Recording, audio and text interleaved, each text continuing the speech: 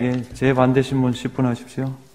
네, 증인은 아까 그 5일 저녁에 국정원장이 사퇴를 요구했다가 6일 오전에 다시 태도를 바꿔서 뭐 우리 다 그런 거 아닙니까? 같이 일해봅시다라고 말했다고 했는데 6일에는 이미 그 저희가 지금 소추인 측에서 부동의해서 증거 자료를 제시할 수 없지만 국정원장은 이미 5일 저녁에 그 6시 반경에 후임 1차장인 오우룡과 만났고 6일 오전에 이미 오우룡에 대해서 1차장 선임이 결재가 된 상황이었습니다. 그런 상황에서 국정원장이 증인에게 같이 다시 일해보자라고 말할 수 있는 건가요? 그건 저한테 물어보실 게 아니라 국정원장한테 물어보시는 게 맞을 것 같고요. 저는 당시에 뭐 전반적인 네, 부분에 대해 알겠습니다. 프로세스를 이해할 수 있는 위치에 있지 않았습니다.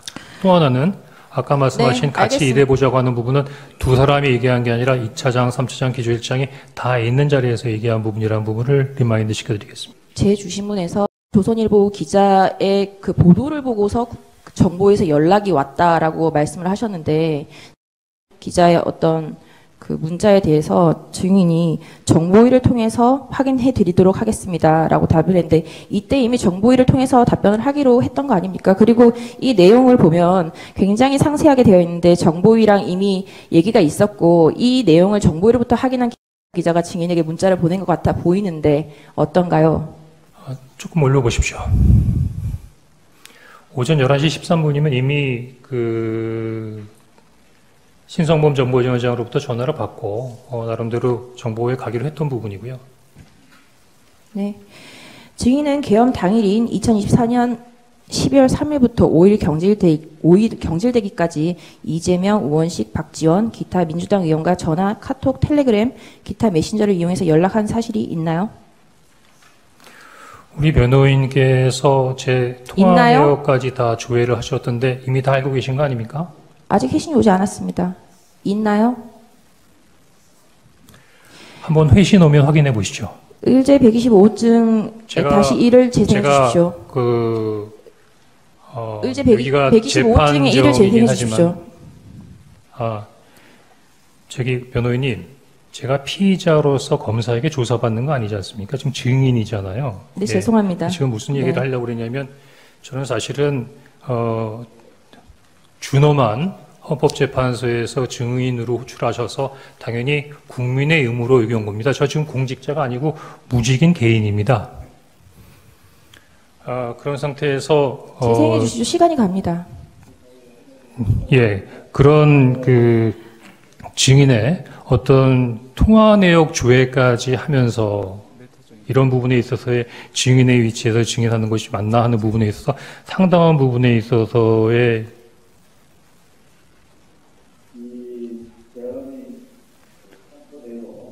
0시 2분에 제가 홍장원 국정원 1차장에게 무슨 일인가 하고 물었고 홍장원 1차장은 저도 TV만 보고 있습니다. 이렇게 답이 왔습니다. 그래서 제가 다시 2시 28분경에 그래야만 합니다. 다음은 이렇게 다시 주의를 줬습니다가 그 박선원 의원의 워딩입니다. 증인은 국정원 1차장인데 야당 국회의원에게 주의를 받고 업무를 보고하는 사이였나요? 야당 국회의원이 아니고요. 정보위 간사입니다. 제가 보기에는 어느 부처도 마찬가지고 어느 기관도 마찬가지지만 해당 국회에 있는 상임위에 예를 들면 국정원 입장에서는 정보위하고는 수시로 정보위원회를 열고 때로는 정보위원장이나 정보위 간사들이 어떤 현안에 대해서는 뭐 물어본다거나 어떤 자료를 요청하는 이렇게 왕왕 있는 부분입니다. 네, 그럼 6일날 정보위에 출석하라고 연락이 된 의원은 누구인가요? 다시 한번 말씀해 주시죠. 증인이 6일날 정보위에 출석했지 않습니까? 그때 정보위에 나오라고 합의를 진행한 의원이 누구냐고요? 그거는 12월 6일 아침에 조선일보 기사를 보고 어떻게 된 거냐라고 물어봤던 신성범 정보위원장이십니다. 증인이 제출한 신성범 정보위원장과의 전화 통신 내역입니다. 이건 증인이 제출한 겁니다. 저희가 조회한 게 아니라.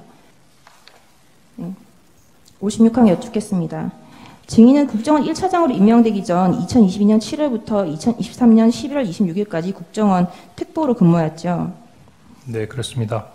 박선원 의원은 2024년 10월 29일경 국정원장 특보로 증인과 함께 근무했던 김모 공작특보에 대하여 대북 공작비 예산을 유용했다는 의혹으로 고발하겠다고 하였죠. 예.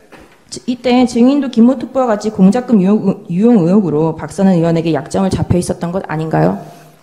잘 얘기해 주셨습니다. 지금 그 한간에 제가 대북 공작금 띄어먹었다고 난리인데 그 새빨간 거짓말입니다.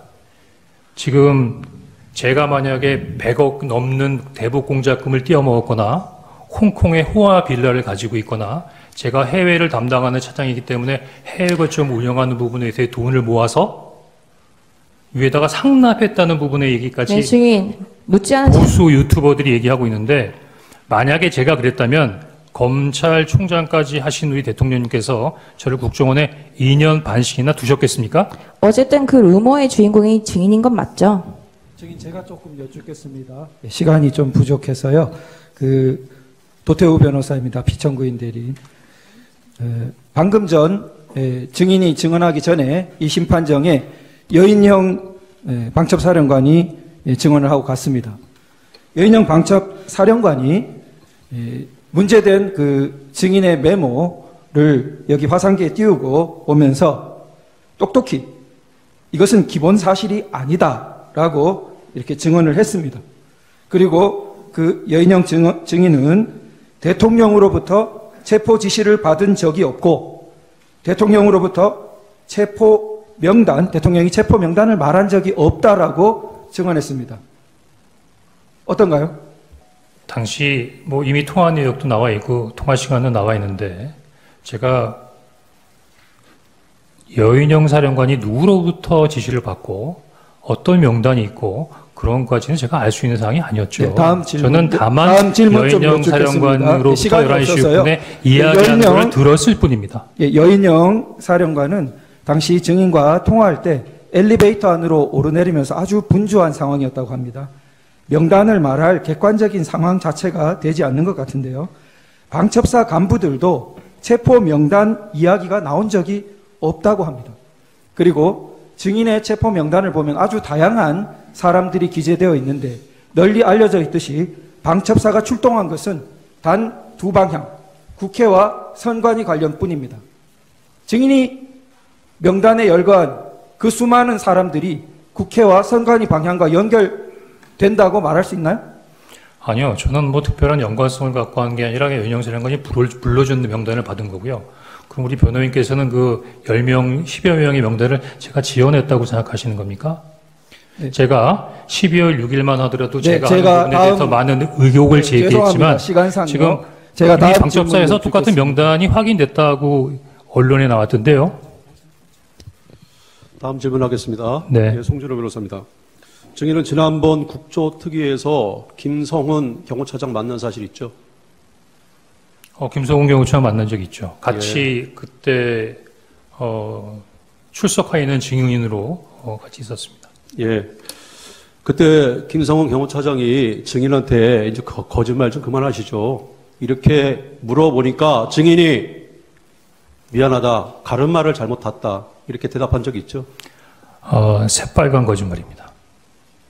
김성훈 경호차장이 저한테 뭐라 그랬냐면 좀 그만하시죠.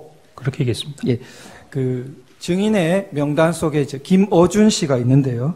피청구인 대통령은 선관위만 이야기했고 여론조사 꽃 경우에는 알고 난 다음에 중단시킨 것이 있습니다. 그런데 여론조사 꽃 경우에는 출동한 인원 자체가 선관위와 관련되어서 선관위, 과천, 그리고 관악, 그 다음에 연수원, 세 곳과 여론조사 꽃 이렇게 여인영 사령관이 말하고 있는데 그렇게 묶였기 때문에 IT 요원들이 간 것입니다. 그렇다면 증인의 이런 명단과는 관련이 없어 보이는데 어떤가요? 변호인님, 제가 이 관련된 부분에 대해 작전을 지시하거나 아니면 책임지는 책임자가 아니지 않습니까? 다만 도와줘라 라고 하는 말씀을 듣고 뭘 도와줄 건가를 물어보기 위해서 전화를 했고 그때 그 여인영 사령으로부터 들은 이야기를 그냥 전하는 겁니다. 그게 옳은지 그른지도 제가 판단할 수 있는 부분이 아니고 그냥 들은 이야기를 전하는 겁니다. 예, 제안합니다.